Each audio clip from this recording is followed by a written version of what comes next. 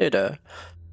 I first tried doing this while playing the game, but I quickly learned why some Let's Player have trouble talking and playing at the same time, so I'll do something quick on the main menu.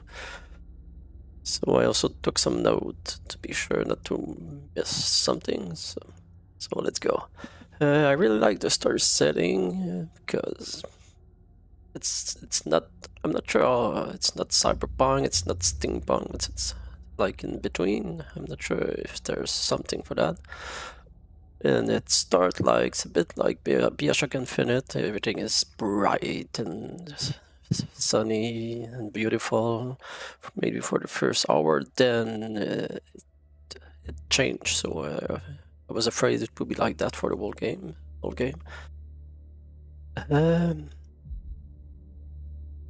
I mean, I don't want to spoil the story, but it's a bit over the top and trying to be cool and edgy, so it's not that good. But I mean, some of the characters are interesting, at least. For a while, for the gameplay itself, it started a bit like Bioshock, because I mean, it's a game it was compared to a lot, I think. And it's true because you're like in buildings underground, it's like underwater for almost half of the game. But then you end up in some kind of semi-open world section, and that's a bit weird because it's not as good as the rest of the game. So it felt like they add this to pad the gameplay, the game times, so it's a longer game. Because if you skip the open world part, it's I think it's under 10-hour games. But if you waste a lot of time in the open world, so it took me like 20 hours maybe to finish the game. And then I enjoy the weapons, but melee and abilities are very strong, so I did not use them that much, especially the abilities, because you can have you have two, you can equip two at the same time, and you will always have the electric one when they are, if you upgrade them, they are very strong. So that's I enjoy the shotgun early in the game, but end up using only melee and abilities from the second half, I guess. And there are some cool melee weapons, but the firearms are a bit generic, I guess. Besides the upgrade you can put on them, that help a bit. And the thing I really enjoy is the crafting, because it's simple, but there's still a bit to do with it. And I really enjoy that you can scrap anything, even the weapon, and get all the material used. So you don't have to play multiple times to try everything. You can decide you don't like a weapon, scrap it, and try another one. So that's fun. That's I think more games should do this, even though it does not make sense most of the time to be able to do that. It's quite a buggy game though, but not most of the time not game breaking. They fixed the biggest stuff quickly, but I think it took more than a month to fix the achievement. That finally seems to work now.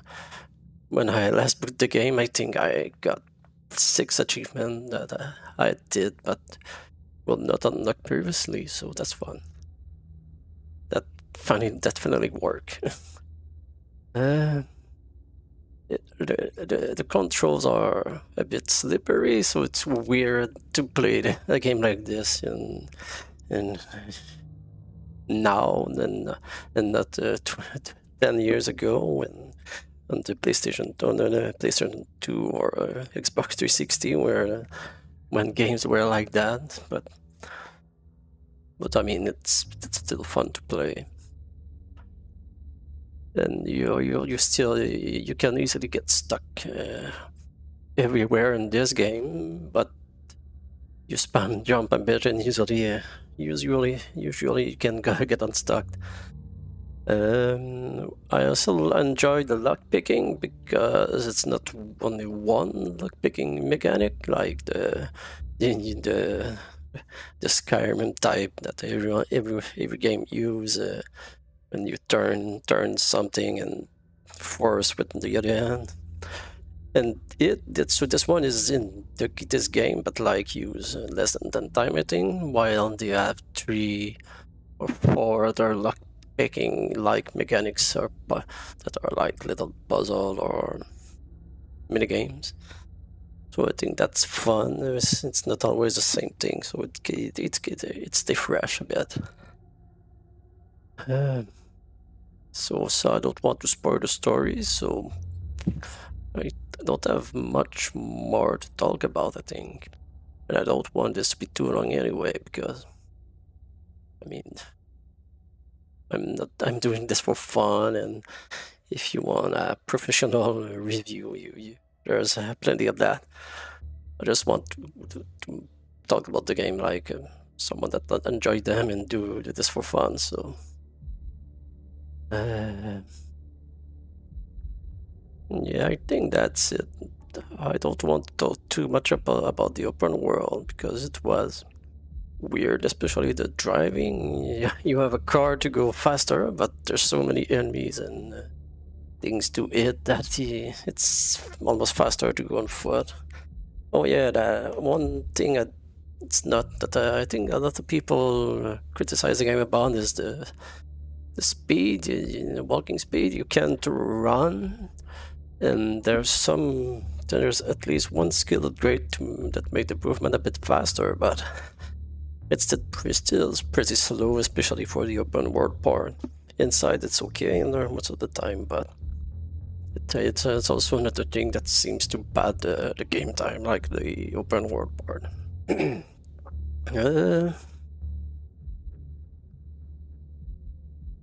Yeah, I think that's it.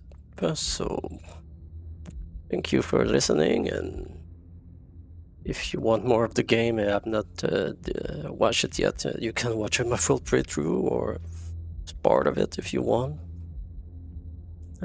Thank you, and see you next time, I guess.